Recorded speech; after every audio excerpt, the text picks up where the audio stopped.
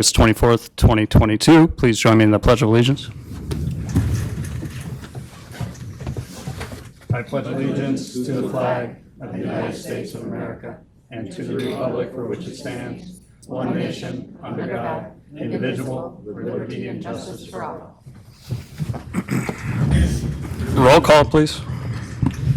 Mr. Harris? Here. Mr. Fanton? Here. Mrs. Burdick? Here. Mr. Curran? Mr. Demick? Here. Mr. Havey? Here. Mr. Ricky? Here. Mrs. Root? Mr. Stockin? 6 present, 2 absent. Thank you. Before we get into the meat of the agenda, I have a statement I'd like to read, and I appreciate your indulgence. There's a chance that the committee will need to enter into executive session today to discuss the employment history of a particular individual. This is within our rights. It is not intended to limit the public's ability to scrutinize our work. It serves the important function of protecting the privacy and integrity of the individual to be discussed. We will not waive this privilege simply to satisfy the misinterpretations of open meetings law that may exist with anyone present here today. Furthermore, this committee will not tolerate outbursts of any time in the chambers. Anyone attempting to disrupt the work of the committee will be asked to leave. Our job is to serve the people of the county, not to provide a forum for self-aggrandizement. This board embraces the philosophies of government transparency protected by open meetings law and the Freedom of Information law.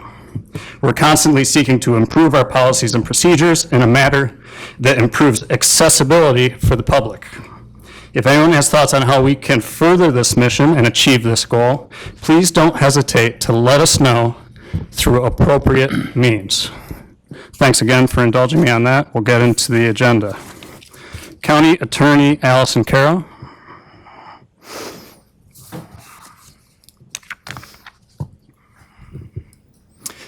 Good afternoon. Good afternoon, Chairman Harris. I was asked to appear before the committee this afternoon to briefly discuss the Freedom of Information Law, also known by the acronym FOIL, and the FOIL policy. Allegheny County will be updating its written policy this fall. It will be presented to the board later on this fall for its review and adoption. I will state that the Freedom of Information Law can be found in Public Officers Law, Article 6, Sections 84 through 90, and also in the New York Code of Rules and Regulations, Part 1401, under the Committee on Open Government. This is law. Allegheny County operates under it. We follow its policies and procedures. I do thank all the departments and the department heads here in Allegheny County who work with myself and with the clerk of the Board of Legislatures to comply with providing us all the records that we do request and to comply with the rules and regulations. I do believe that we do a very good job enforcing it, and as always, we do try to improve our efficiency and our policies and procedures, and that is part of what we're going to do when we do update our policy. Just to give you an overview what the update of the policy will include without going into the details today, because we will have plenty of time to do that this fall. It will include naming the records access officer and his or her responsibilities, and all of this that I am naming here right now is required under the law. The location of where the records can be available for public inspection and copying, and the hours when this can occur here at Allegheny County, the process and procedure by which to make requests for public access to records in accordance with Public Officers Law, the subject matter list that each department must maintain, whether or not the records are available for disclosure pursuant to the applicable provisions of the law, the deletion or redaction of certain information from records in accordance with Public Officers Law regarding personal privacy, as well as other state or federal laws that are applicable. The process and procedure of the redaction and or denial of access of some or all records to the public in accordance with applicable procedures of the law, including a statutory appeals process and the name of the county's appeals officer, the process for the charge of fees if they are not waived by the county. And as we do get in more into the process and the policy is presented to this board, we can discuss in greater detail the fees. I know that there have been some questions presented to me by individual legislators about what we can and cannot do regarding fees, and all of that is codified in the law. Could you speak on that quickly, just that portion? Yes. So so there is no charge for a submission of a FOIL request or inspection of records or a search for records or any certification of records. The law does permit for the charge for a fee. However, it is really, really specific and detailed, and it is very, very stringent, and we really cannot change it very, very much. So it is permissible, but it's very, very stringent, and we don't have a lot of latitude to do much with it, and it cannot be done in such a way that we charge fees to make it prohibitive or punitive for someone in the public to access records, because the purpose of the Freedom of Information Law is to give the public the right to access, with certain exceptions, documents and information about the functions, procedures, policies, decisions, and operations of government departments and agencies. And any conflicts among laws governing public access to records are interpreted in favor of the widest possible availability of public records to the individual or to the agency that is requesting those records from us. Would you say that there are expenses associated with the fulfillment of FOIL requests? I would say that sometimes there are expenses associated with the fulfillment of FOIL requests, although those are few and far between. I would say that generally, on average, most FOIL requests do not take too long to respond to. They would take less than 2 hours. It would be those FOIL requests that would take over 2 hours that would be voluminous in nature, that would have the greatest expense associated with them. So is that per FOIL request, or is that cumulative requests? The fees? The 2-hour mark, is that per request? That would be per request, yes. Okay, thank you. Anything else on that? No, that's Okay. all that I had prepared for that topic. Anyone have any questions for Allison on that? Okay, thanks for that.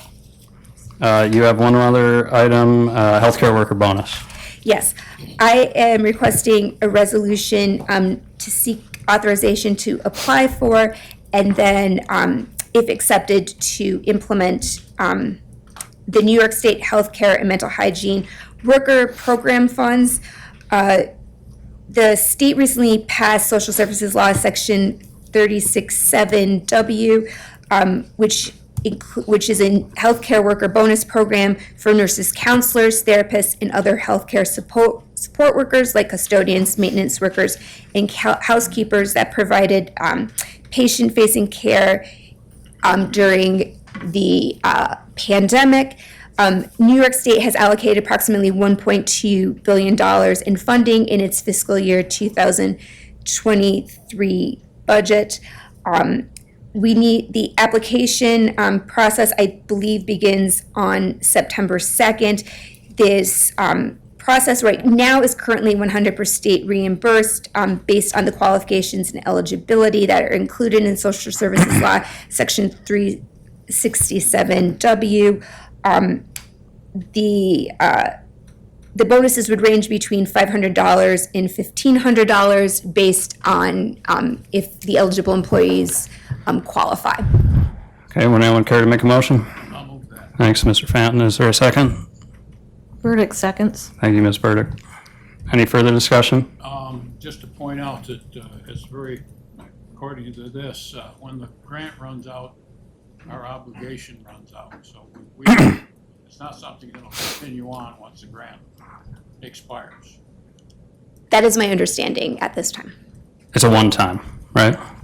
According to the guidance that we've received so far, that is my understanding. Yeah. Do we have any idea how many employees this is going to affect? I would defer to the county administrator at this moment. I don't have a firm number for you. There are very specific titles which we will have to apply this to. Certainly, most of the nurses that we have in the health department will apply.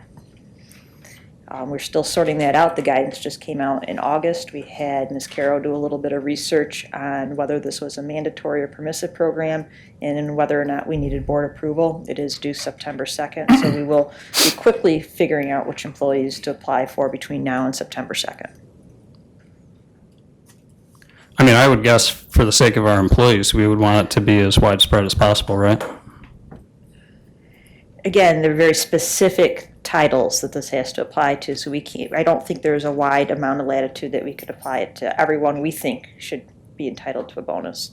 So I think we'll have to do the specific titles. There is a column about other titles that could be included. I don't believe those will apply to us because those are only for hospitals or institutional settings, and we do not have those. So for instance, you'll see like the title custodian for a hospital or institutional setting. We don't have a hospital or institutional setting. So our custodians that help the health department out probably don't qualify for this, so. Would the same be true for, say, employees from other departments that provided COVID assistance to the Department of Health during the pandemic? I don't believe there are any other titles from other departments within the specific title guidance in this statute that would apply to. There might be a question about any particular nursing staff that might have helped, but we only have, I think, 2 nurses outside of the health department. We will certainly look at them to see if they qualify. Mr. Harris? Ms. Burdick? So so I understand this, all the people in the county that helped with COVID and went above and beyond will not be qualified for this unless they fit into those specific titles, correct? Correct. So there's a lot of people that will not be getting this bonus even though they were doing very similar things. Correct. And this, I believe the state hasn't focused this solely on COVID so much as knowing that these titles were stressed during COVID and they want to help counties be able to recruit and retain these people, and they're hoping that these bonuses will help because some of this will be for future acts. It's not just past work. So a lot of people that worked during COVID and have now left will not be getting these bonuses. This will be for current employees. Right, that is correct. The focus is for recruitment and retention purposes. It's my understanding that other counties have requested that the state expand, or either expand the number of titles that would fall under this grant, or loosen the restrictions on how specific the qualifications are in terms of title. But until we do that, there's not really anything we can do about that. And certainly there's counties that have county-run hospitals, county-run nursing homes, quite a few counties, and I think they'll have way more applicants than we will here. We really don't have that many services that would fall under this category. Okay, any other questions? We have a motion in a second. Okay, we'll call the question. All those in favor say aye. Aye. Opposed? And that's approved. Thank you, Ms. Caro. Thank you. Seeking approval of the audit is submitted by the county treasurer. Would someone like to make the motion? Vertical move. Thank you, Ms. Burdick. Is there a second? Havey will second that. Thank you, Mr. Havey. Any discussion? All those in favor say aye. Aye. Opposed? Mr. Harris? I had asked Terry a question prior. Oh, yeah, and sure. she has the answer for me. Oh, great. Let's hear it. What's the question first? I was questioning the $101,005 at the Buildings and Grounds jail. Okay. Yes, and that cost for $101,588, $98,973 of that total is for the paving at the jail. Thank you. Any further discussion? All those in favor say aye. Aye. Opposed? That's approved. County Administrator Carissa Knapp. CDBG Microenterprise Program funding. Yes, you'll see an MOE on here for these. These are pretty common. We have one almost regularly. So this particular one is for our microenterprise one. Okay, would someone like to make a motion? Ricky motion. Thank you, Mr. Ricky. Is there a second?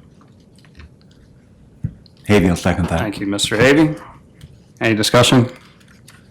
All those in favor say aye. Opposed? And that's carried. Referrals from committee, we have one. P&D Chair, Deb Root is not here. Would someone like to read this referral or paraphrase it for Carissa? Mr. Barnes, do you have it in front of you? Okay. You do, Dwight. You want to do it? What, on this motion? Yeah, That referral, yeah. yeah, I'll move it. Okay, we're going to move it and second it. What it is, all right, we have a motion. Do we have a second? Vertical second. Okay, so I'll paraphrase it. This is Carissa bringing us a resolution that is asking us to approve a renewal of the agreement with State University, New York, at Alfred for a term of 60 days at a prorated amount to be negotiated at a later time. Okay, so that's our motion and our second. You want discussion? Yeah, we need discussion.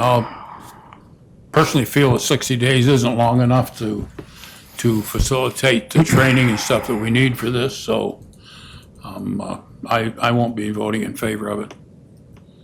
Mr. Chairman, Yes. I'd like to make an motion to amend this to 6 months instead of 60 days for the same reasons that that Dwight stated. I don't think that 60 days gives us enough time to get someone hired and trained, and I think we need that transition period, just like we've had transition periods before with other department heads. So I think I would like to amend this to 6 months. Okay, we have a motion to amend. Is there a second? Mr. Demick will Chairman. second. Oh, that's all right. I heard Demick with a second. Discussion on the amendment.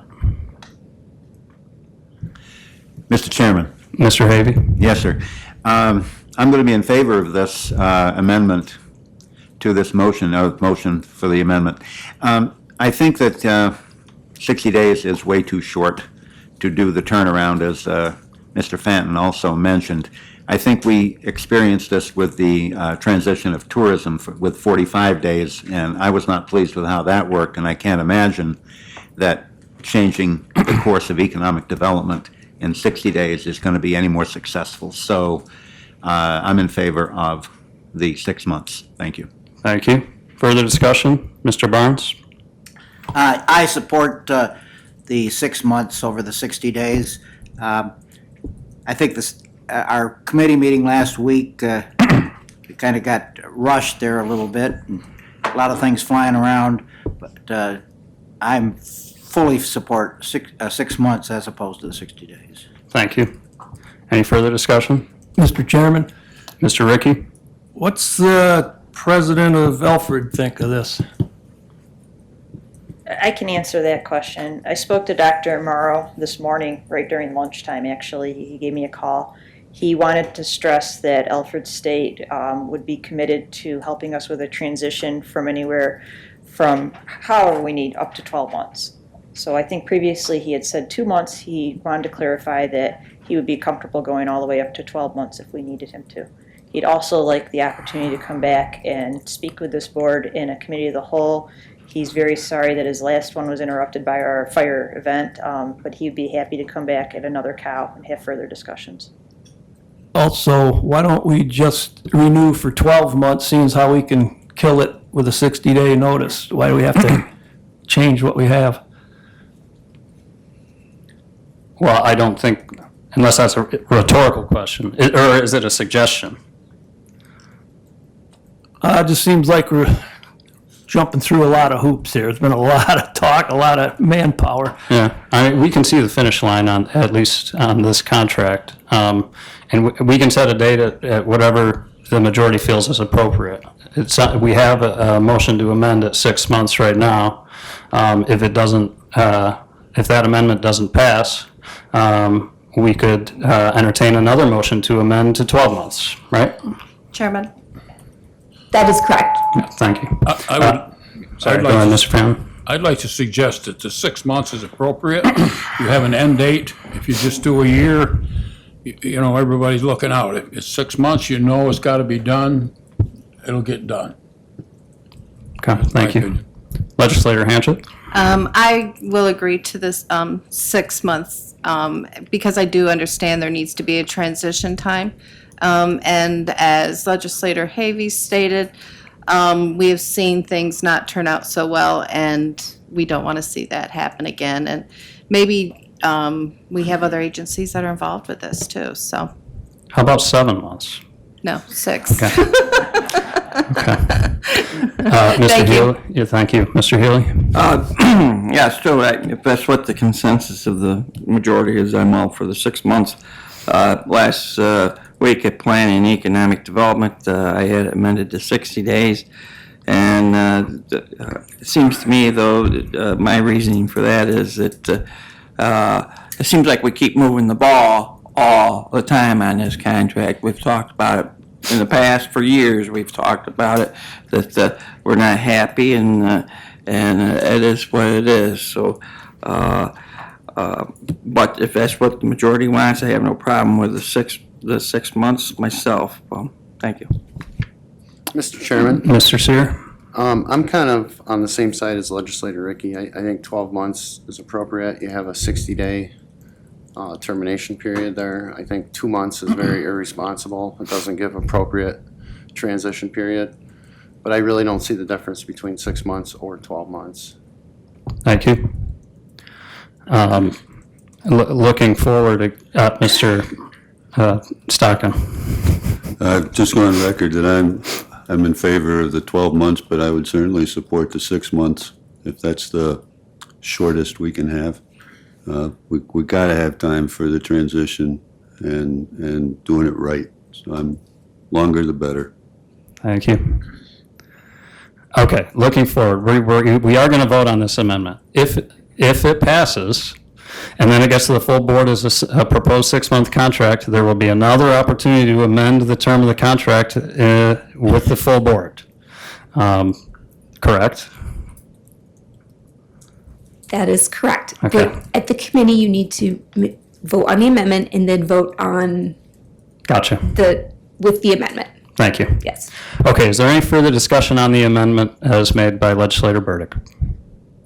If not, all those in favor of the amendment say aye. Aye. Opposed? Opposed. Okay, one opposed, and it is approved. And now, do we need a new motion and second on the resolution as amended? Havey will move that. Okay, motion made by Havey. Is there a second? Second, Burdick? Second made by Legislator Burdick. Is there a discussion on the resolution? If not, all those in favor say aye. Aye. Opposed? Opposed. It is approved. Okay, on to the next adventure. Any further referrals from committee? Any old business?